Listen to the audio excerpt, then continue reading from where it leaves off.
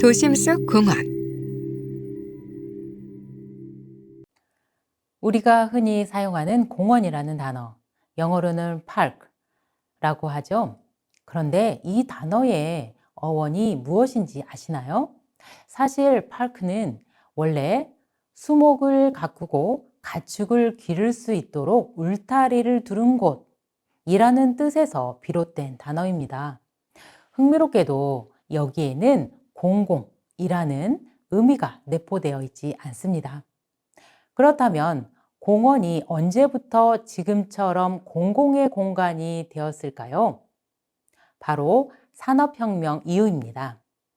이 시기에 시민과 공공이라는 개념이 본격적으로 등장하면서 공원이 점차 일반 시민들에게 개방되며 공공의 사용을 위한 공간이라는 의미를 가지게 되었습니다.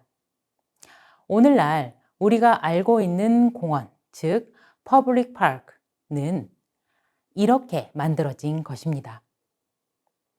그런데 공원은 단순히 사람들이 모여 쉬는 공간에 그치지 않습니다. 연구에 따르면 도시공원과 같은 열린 공간은 우리의 신체적, 정신적 건강을 개선하고 지역사회를 강화하며 도시와 지역사회를 매력적인 생활과 일터로 만들 수 있는 중요한 역할을 합니다. 특히 도시공원은 도시계획에서 핵심적인 역할을 합니다. 공원은 단순히 자연을 보존하는 공간이 아니라 레저, 오락, 관람 같은 기능을 제공하고 도시 생태 환경을 개선하며 미관을 아름답게 만들고 심지어 방제 기능까지 수행할 수 있습니다. 또한 공원의 위치는 도시의 역사적 배경, 지리적 환경, 규모, 그리고 공원을 이용하는 사람들의 필요에 따라 결정됩니다. 그래서 도시공원은 도시 전체의 발전 수준과도 밀접한 연관이 있죠. 이러한 의미에서 지금도 전주 시민들에게 인기 있는 도심 속 쉼터 두 곳을 소개할까 합니다. 이곳은 도심 속 관광 명소인 유서 깊은 덕진공원과 역사를 품은 전라가명입니다. 두 장소 모두 전통적인 요소를 기반으로 현대적인 시설과 프로그램을 도입하여 전통과 현대가 조화를 이루는 공간으로 바뀌고 있다는 공통점을 가지고 있습니다. 어떤 과정을 거치며 지금의 모습이 되었는지 함께 살펴봅시다. 도심 속 휴식 공간 덕진공원. 덕진공원은 전주시 덕진구를 대표하는 명소로 시민들의 사랑을 받는 도심 속 호수 공원입니다. 덕진공원은 전주천 방향으로 흘러나가는 물길을 수문으로 막아 수위를 조절하는 인공호수입니다.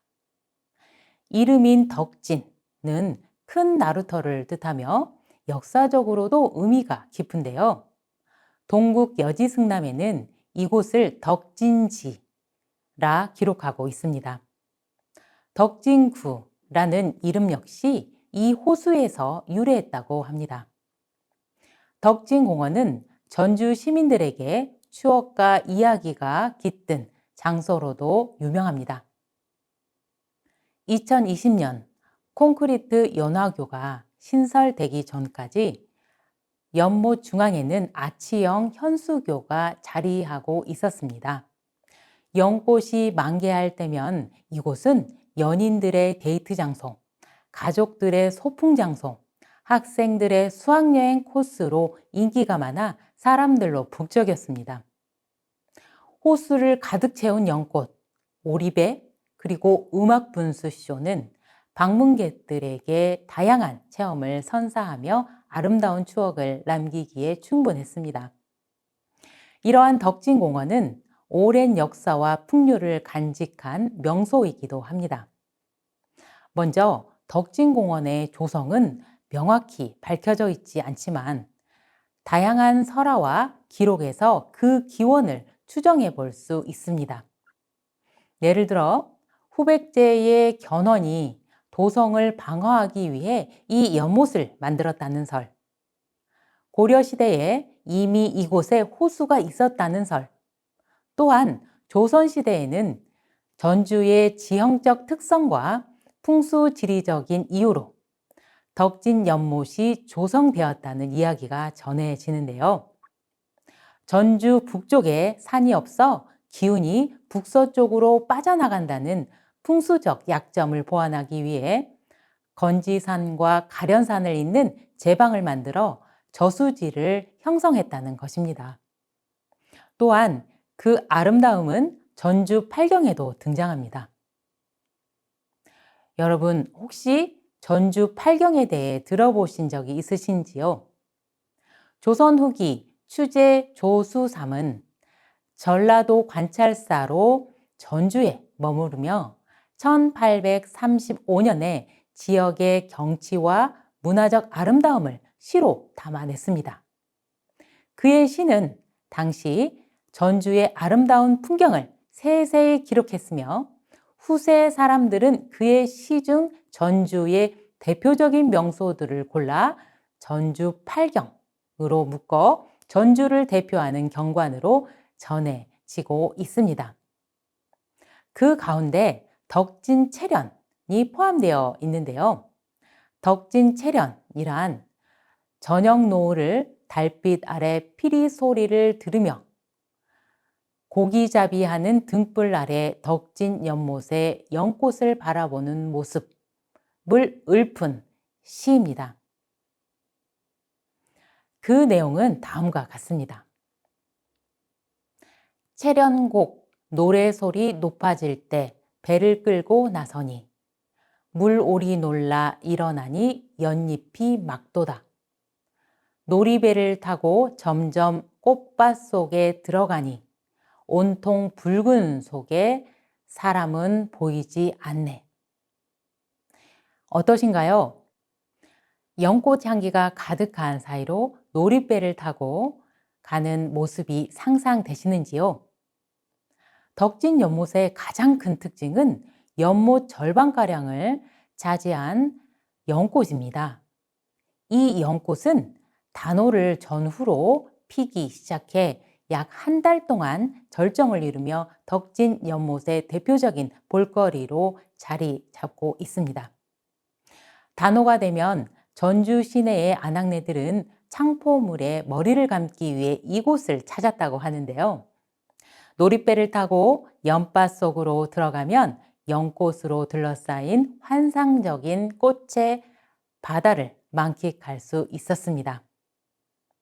이러한 서사를 지닌 덕진공원은 현재 역사와 생태와 문화예술이 한자리에 조화를 이루고 있는 장소가 되었습니다. 이곳은 1938년 5월 공원으로 지정된 후 1978년 시민공원으로 지정되었으며 1998년 대대적인 정비를 거쳐 재개장하게 되었습니다. 현재 공원의 면적은 약 15만 제곱미터에 달하며 이 중 3분의 1은 녹지, 나머지 3분의 2는 고려시대 전후에 조성된 덕진호가 차지하고 있습니다. 더욱이 도심 속 덕진 호수에는 수많은 어류와 조류, 연꽃과 꽃창포를 비롯한 수생식물이 이곳에서 서식하고 있습니다.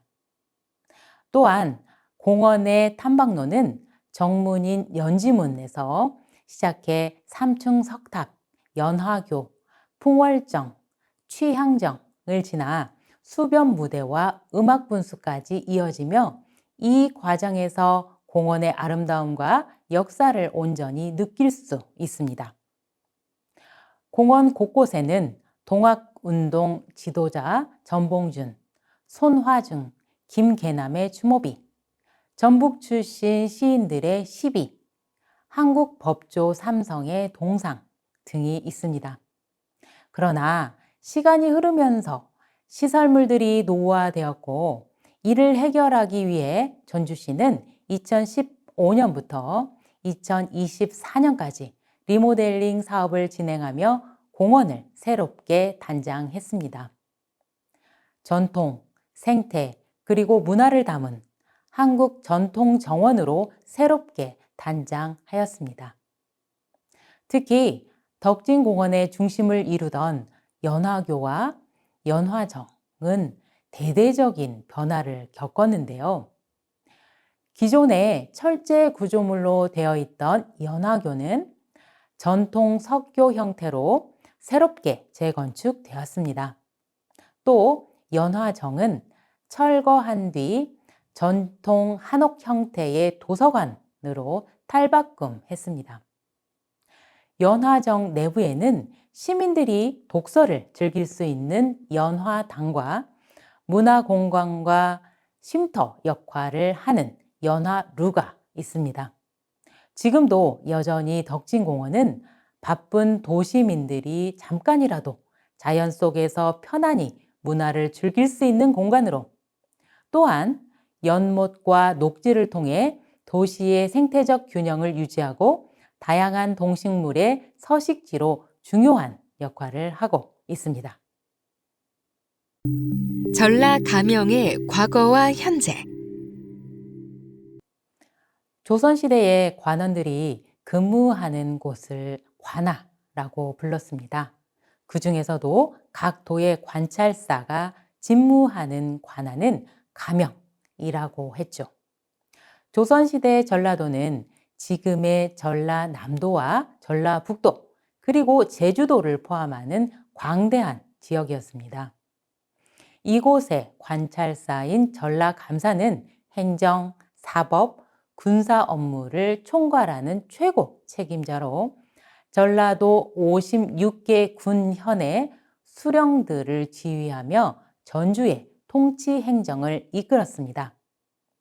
전주는 전라 가명이 위치한 덕분에 단순한 행정 중심지를 넘어 전라도의 정치와 문화의 수도 역할을 했습니다. 특히 동학농민혁명 시기에는 조선 정부와 동학농민군 사이의 협약인 전주화약을 체결한 장소이기도 했습니다. 전주화약은 동학농민혁명이 일시적으로 정부와 타협한 협약이지만 조선 역사상 드문 사례 중 하나입니다. 참고로 행정구역 명칭은 가명, 부청, 도관찰부, 도청으로 여러 차례 바뀌었는데요. 조선 초기 전국 행정구역을 8개 도로 나누며 신설된 가명은 1895년 23부제로 개편되면서 부청으로, 1896년 13개 도제로 다시 개편되면서 도관찰부로 바뀌었습니다. 그리고 남북도 제도로 개편하면서 남북도에 각각 도관찰부를 설치하게 되었지요. 따라서 전라 가명 건물은 1896년부터 전라북도 최고관청으로 활용되었습니다. 그리고 지금 사용하고 있는 명칭인 도청은 1910년에 개편된 것입니다.